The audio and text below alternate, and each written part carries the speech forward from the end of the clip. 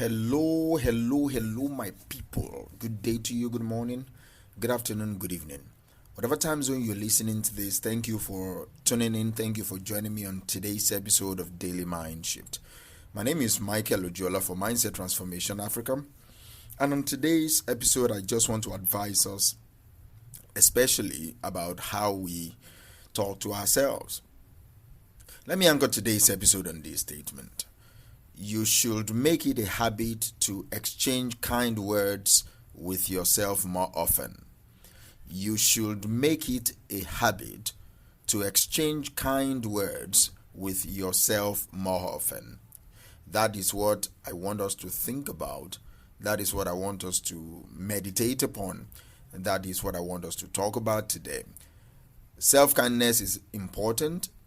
Self-kindness is important. I want us to start cultivating, I want us to start nurturing a positive relationship with ourselves through self-kindness, because I believe it can lead to greater mental health, greater mental well-being, and a more fulfilling life. All right.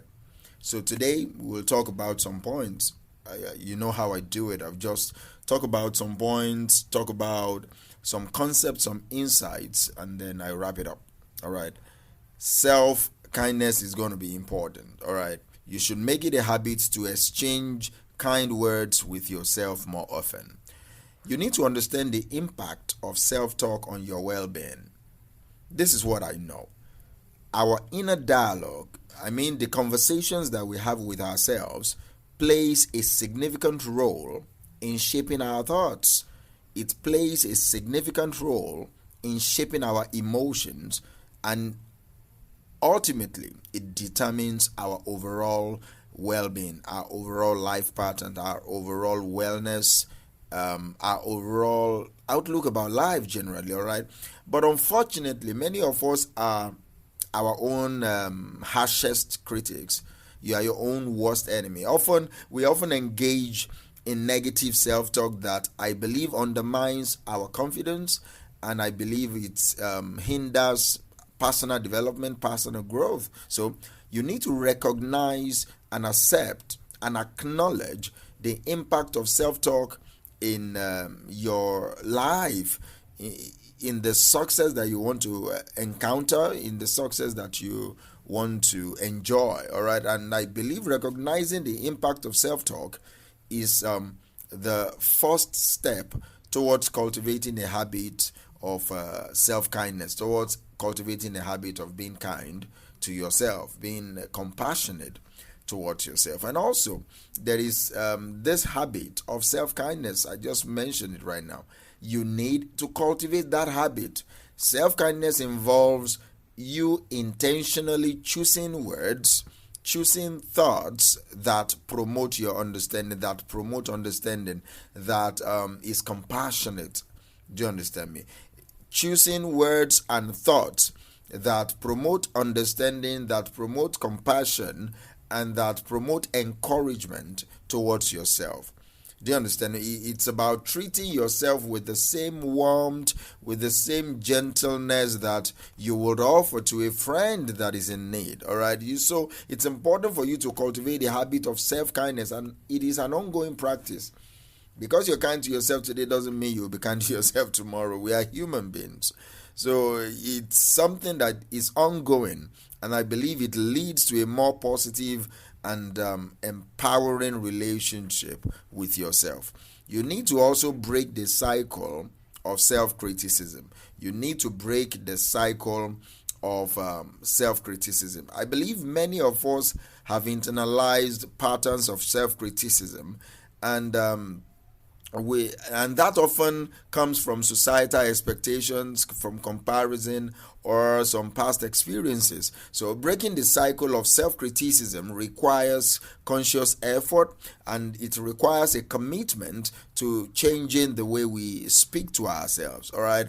So I believe that by interrupting negative thoughts and replacing them with kind, affirming words, we gradually shift the tone of our inner dialogue.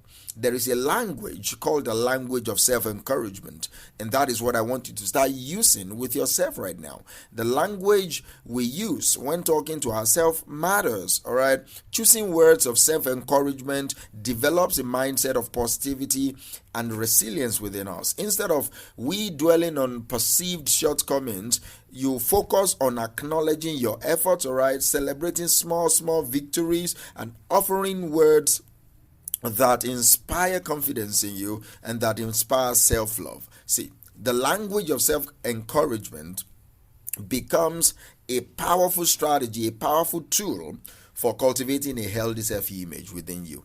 And you need to now embrace self-compassion. See, self-compassion, I believe, is the cornerstone of self-kindness. Self-compassion, being compassionate towards yourself, means you are being kind to yourself. It involves you treating yourself with the same warmth and understanding that you would extend to a friend that is facing any form of challenges. Embracing self-compassion means you recognize that everyone makes mistakes, everyone faces difficulties, and everyone experiences setbacks. All right, it's about responding to your own struggles with empathy. It's about responding to your own struggles with a sense of common humanity. See, there is the connection between self-kindness and mental well-being. There is a connection between both. Do you understand? In positive psychology, there is a connection between both. The relationship between self-kindness and mental health is profound. See, numerous studies have suggested that practicing self-compassion and positive self-talk often contributes to lower levels of stress, lower levels of anxiety, lower levels of depression. So, by developing a habit of self-compassion, self-kindness, you create a mental environment, all right, that promotes toughness, that promotes resilience, that promotes emotional balance, and that promotes an overall sense of wellness, an overall sense of well-being. See, you need to nurture a growth mindset through self-talk. That's one thing that you develop when you talk to yourself in a positive manner. A growth mindset, you know it already by now, that is the belief that abilities and intelligence can be developed over time through dedication and hard work. So, developing or nurturing a growth mindset through self-talk involves you viewing challenges as opportunities for growth, as opportunities for learning, rather than as insurmountable obstacles. Do you understand? Whatever you're facing in your life right now, you don't have to see them as insurmountable. You can see them as opportunities for learning. So, by choosing words that promote growth mindset within you, you are empowering yourself to embrace challenges with a sense of curiosity and with a sense of mental fortitude, a sense of resilience.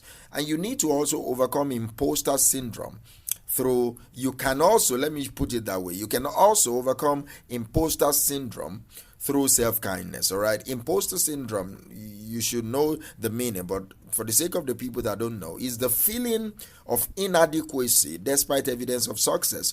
You just succeeded right now, but you're feeling that you are inadequate, and it often thrives on negative self-talk. All right, so combating imposter syndrome involves you recognizing and challenging limiting beliefs with words of affirmation, with words of self-kindness. You remind yourself every single moment of your accomplishments without sounding hedonistic. You remind yourself of your accomplishments. You acknowledge your skills and you celebrate the journey that has led you to where you are right now, where you are today. See, there are daily practices that you can do to cultivate self-kindness. This is what I know, and I said it before. Cultivating self-kindness is an ongoing practice, all right, and it should be integrated into your daily routines. Simple practices including starting the day with positive affirmations, expressing gratitude for your achievement, and taking moments of self-reflection to check in with your thoughts and emotions. Consistently doing that will help you. On consistent implementation of these practices establishes a foundation for a more compassionate and supportive environment or relationship with yourself. So there is a ripple effect of self-kindness. The benefits of self-kindness extends beyond the individual, all right? It creates a ripple effect in your interaction with other people. So I want you to remember that it's important for you to cultivate the habit of self-kindness, break the cycle of self-criticism, and embrace the language of self-encouragement. You need to remember that the relationship you have with yourself sets the stone